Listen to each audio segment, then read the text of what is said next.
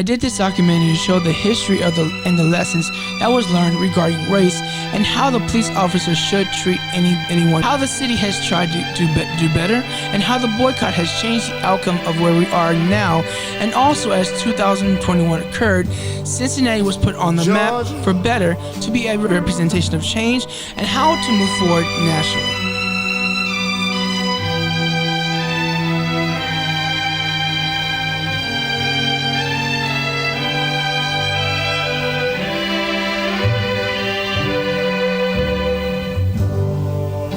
Georgia,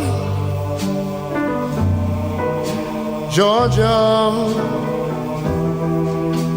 the whole day through,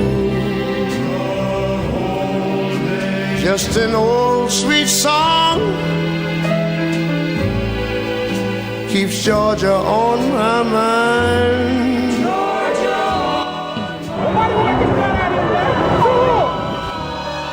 I said, Georgia.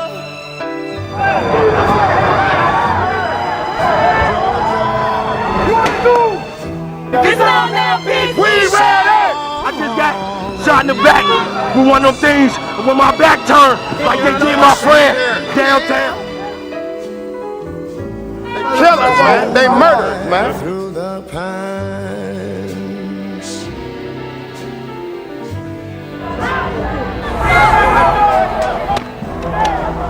Other arms reach out to me. You got the people down at City Hall, they got all these degrees, but nobody understands a simple phrase that enough is enough. When it comes down to black people, they're just terrible. You know, you don't have no win whatsoever. As far as you could be in. To you, I said, Georgia. Oh, Georgia. No peace I find. He told me to go on my door, and I told him I couldn't get in I told him I couldn't get in. I told him I live right here, and he said so, and just shot me in my leg. Everyone here are not thugs and punks and that kind of thing. These people are concerned, like, you know, for their lives. Been mistreated and abused in some situations, and I mean, let's face it, we've got to come together.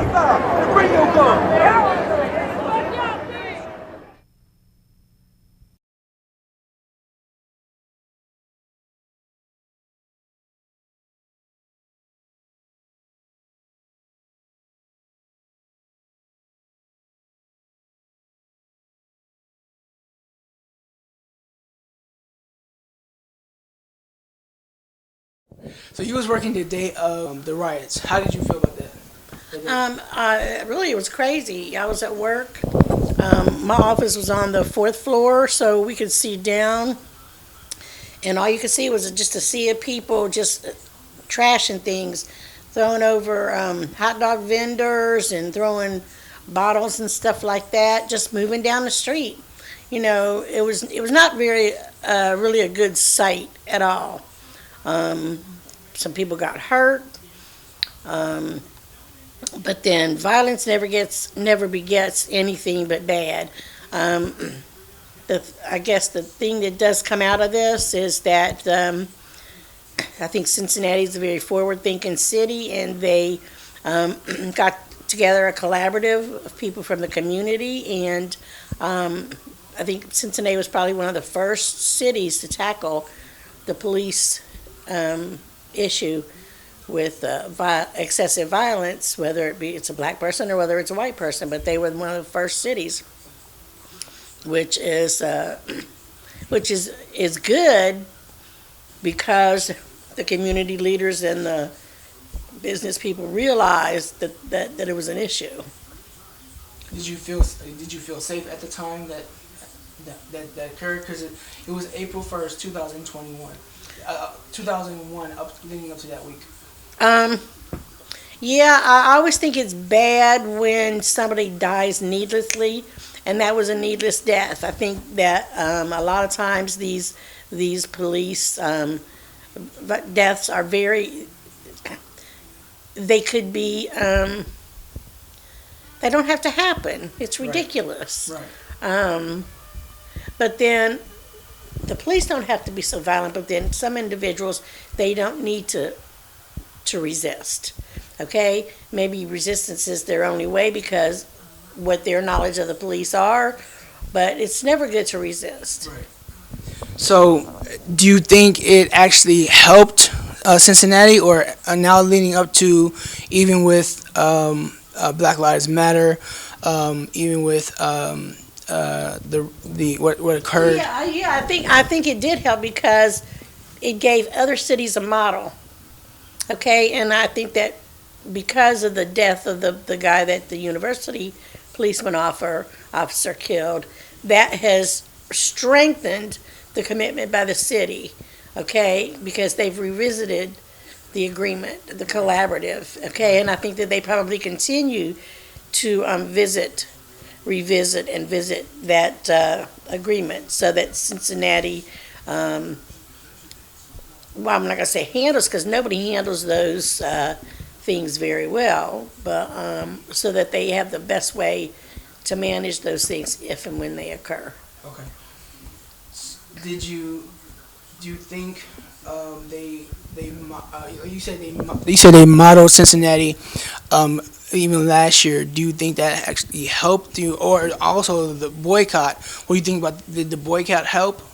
I think the boycott helped a little bit, but what you got to realize about the downtown area is it's mostly owner-operated businesses. Kroger, which is one of the biggest food chains in the country, is also down in that area. They could have moved out. It's already like a food desert because there's only one real grocery store in the downtown area.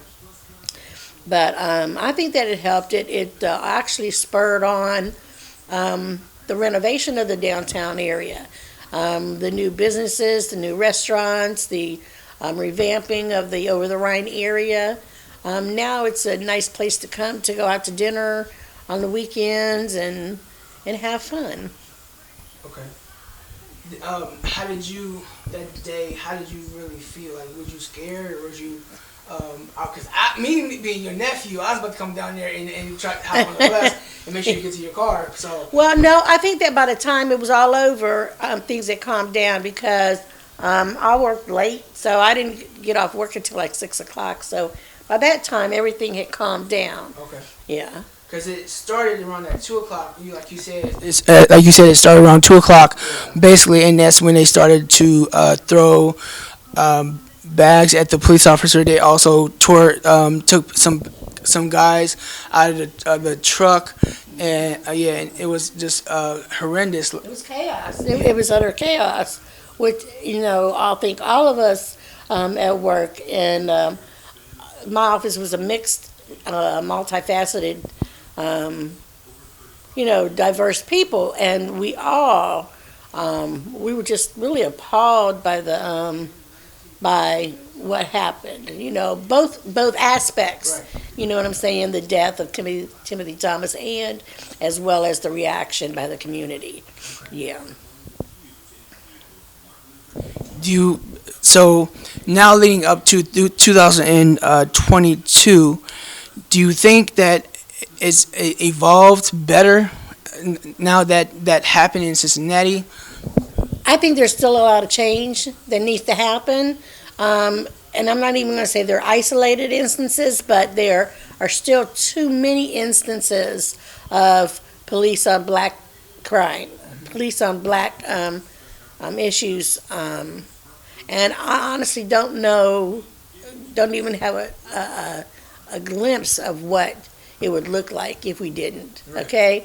There are still factions in this country that I don't know. I don't understand. I mean, and not to say it's just on one side, because it's on it could be on either side. Education, lack of jobs,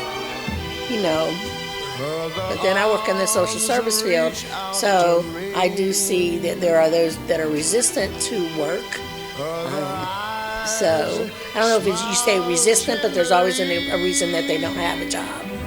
You know, I think when you idle hands are the devil's workshop, so they say. If you have something to do that keeps you busy all day, you don't have the time to go out and do things. With the leaders that at the time in 2001, did they assist? Do you think they did a good job?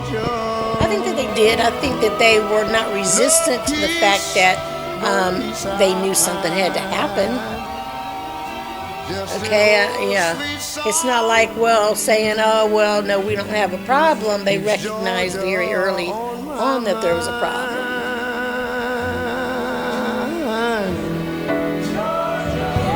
What do you think? I said just an old. Now in 2022, is it better or is it worse? Has it gotten better? For some people, maybe.